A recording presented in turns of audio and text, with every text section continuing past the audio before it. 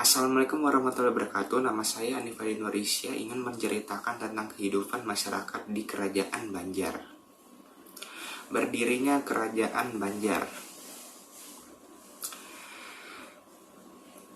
Semulanya, Kerajaan Banjar merupakan kelanjutan dari Kerajaan Daha yang beragama Hindu. Pada akhir abad ke-15, Kalimantan Selatan masih di bawah pimpinan Kerajaan Daha, yang pada saat itu dipimpin oleh Pangeran Soekarama.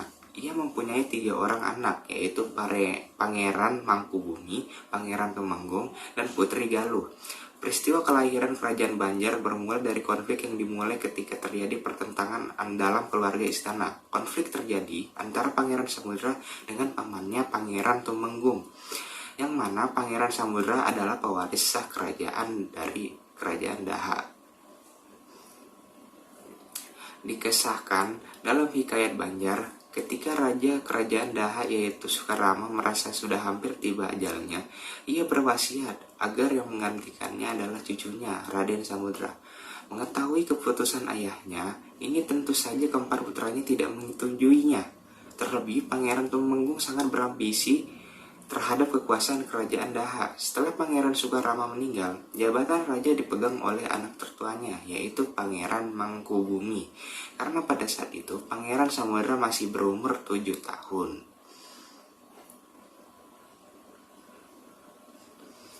Pangeran Mangkubumi tidak lama berkuasa. Ia dibunuh oleh seorang pegawai istana. Ia berhasil dihasut oleh Pangeran Tumenggung. Dengan meninggalnya Pangeran Mangkubumi, maka Pangeran Tumenggunglah yang menggantikannya sebagai Raja Kerajaan Daha. Pada saat itu, Pangeran Samudra menjadi musuh besar Pangeran Tumenggung. Oleh karena itu, Pangeran Samudra memilih untuk meninggalkan istana dan menyamar menjadi nelayan di Pelabuhan Banjar. Namun keberadaannya diketahui oleh Patih Masih yang menguasai Banjar karena tidak mau daerahnya mengantar upeti Daha kepada Pangeran Tumenggung. Maka Patih Masih mengangkat Pangeran Samudra sebagai raja. Dalam sejarah Daha disebutlah seorang Perdana Menteri yang cakap bernama Patih Masih. Walau tak sebesar Patih Gajah Mada, ia mampu mengendalikan pemerintahan dengan teratur dan maju. Patih ini banyak bergaul dengan mubalik Islam yang datang dari Tuban dan Gresik. Dari para mubalik inilah ia mendengar kisah tentang Wali Songo dalam mengemban kerajaan Demak dan dalam membangun masyarakat yang adil dan makmur. Bagi Patih Masih, kisah tersebut sangat mengagumkan.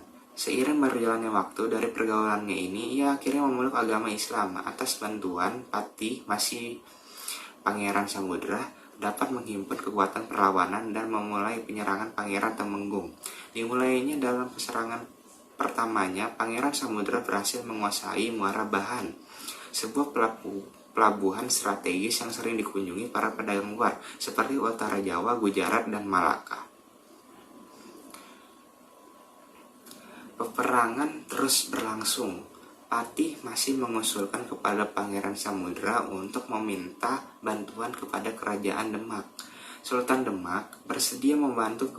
Pada waktu itu Sultan Kerajaan Demak adalah Sultan Trenggono, tetapi dalam itu Sultan Demak memberi dengan syarat agar Pangeran Samudra masuk Islam. Sultan Demak kemudian mengirimkan bantuan 1.000 orang tentara beserta dan seorang penghulu bernama Khatib Dayan untuk mengislamkan Pangeran Samudra beserta seluruh masyarakat Banjar. Dalam peperangan atas bantuan itu, Pangeran Samudra memperoleh kemenangan dan sesuai dengan janjinya, ia beserta seluruh kerabat keraton dan rakyat Banjar untuk menyatakan diri masuk Islam. Setelah masuk Islam pada tahun 1526 Masehi, seketika itu Kerajaan Daha berubah menjadi Kerajaan Islam Banjar dan Pangeran Samudra pun diberi gelar Sultan Suryanunglo atau Sultan Suryansyah yang dinobatkan sebagai raja pertama dalam Kerajaan Islam Banjar. Perkembangan Kerajaan Banjar. Yang pertama yaitu kehidupan sosial ekonomi dalam masyarakat. Banjar terdapat susunan dan peranan sosial yang berbentuk segitiga piramid. Lapisan teratas adalah golongan penguasa yang merupakan golongan minoritas. Golongan ini terdiri dari hampir bangsawan serta keluarga kerajaan. Lapisan di tengah diisi oleh para pemuka agama yang mengurusi masalah hukum keagamaan dalam kerajaan. Sementara golongan paling bawah diisi oleh para petani, nelayan, pedagang, dan lain sebagainya. Perkembangan perekonomian di Kalimantan Selatan mengalami kemajuan pesat pada abad ke-16 sampai abad ke-17. Banjarmasin menjadi kota dagang yang sangat berarti untuk mencapai suatu kemakmuran kerajaan.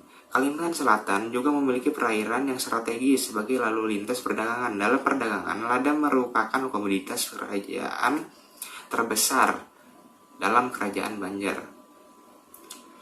Dalam hal industri, kerajaan Banjar juga menghasilkan besi dan logam. Industri logam daerah negara, kemampuan dan keahlian mereka dalam mencor logam dan besi seperti perunggu yang dapat menghasilkan berbagai macam barang untuk diekspor. Sejak abad ke-17, daerah negara terkenal dengan pembuatan kapal dan peralatan senjata lainnya seperti golok, kapak, cangkul, dan lain-lain. Selain itu, keahlian membuat kendi dalam bentuk kerajinan yang telah turun-temurun sebagai sambilan di samping bertani, kemudian dikenal juga usaha-usaha pertukangan seperti tukang gergaji, papan, dan balok, dan lain sebagainya. Yang kedua, kehidupan budaya. Orang-orang Banjar terdiri dari 3 golongan, yaitu kelompok Banjar Muara, yaitu suku Ngaju, kelompok Banjar Batang Banyu, yaitu suku Manyan, dan kelompok Banjar Hulu, yaitu suku Bukit. Dalam setiap kurun sejarah, kebudayaan Banjar mengalami pergeseran dan perubahan-perubahan hingga coraknya berbeda dari zaman ke zaman. Ini merupakan manifestasi dari cara kelompok manusia di daerah ini dalam suatu kurun waktu tertentu. Dalam rentetan peristiwa sejarah, kita mendapatkan bahwa masyarakat Banjar dimulai dari percampuran budaya Melayu dengan budaya Bukit dan Manyan sebagai inti, kemudian membentuk kerajaan Tanjung Pura dengan agama Buddha. Yang kedua, percampuran kebudayaan pertama dengan kebudayaan Jawa yang mana budaya Manyan, Bukit, dan Melayu menjadi inti, yang kemudian membentuk kerajaan negara Dipa dengan agama Buddha. Yang ketiga adalah perpaduan dengan kebudayaan Jawa yang membentuk kerajaan negara Daha dengan agama Hindu.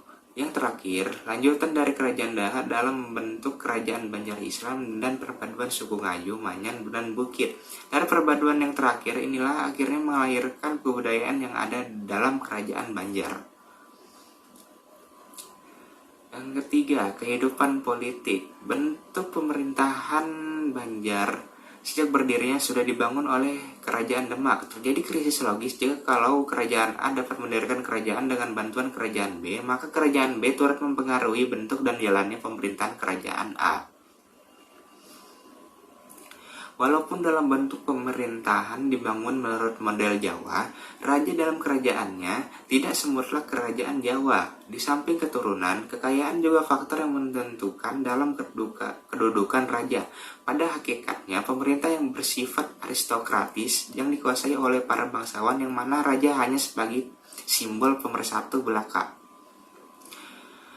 Sultan dalam kerajaan Banjar merupakan penguasa tertinggi yang mempunyai kekuasaan dalam masalah politik dan keagamaan.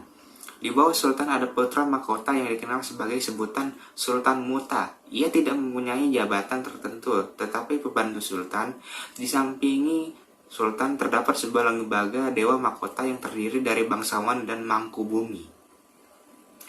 Mangkubumi adalah pembantu yang memiliki peran besar dalam pemerintahan. Mangkubumi di dalam pemerintahan didampingi Menteri Panganan, Menteri Pangiwa, dan Menteri Bumi, dan dibantu lagi oleh 40 orang Menteri Sikap. Yang terakhir, keruntuhan kerajaan Banjar.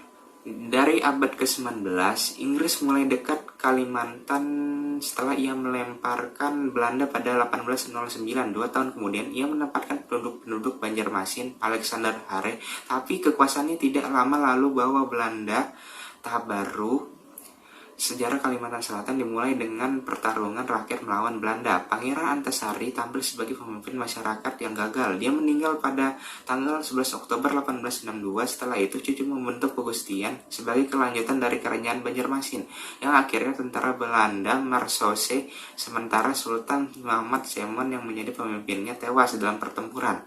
Kalimantan Selatan sejak itu telah memenuhi diperintah oleh Belanda. Kehadiran pihak pemerintah Hindia Belanda yang ikut campur dalam urusan adat kerajaan adalah bukti bahwa tidak ada yang hadir dalam kerajaan Banjar nantinya. Keterlibatan dalam urusan keistanaan juga merupakan salah satu penyebab utama peletusan perang-perang terhadap kolonial Belanda.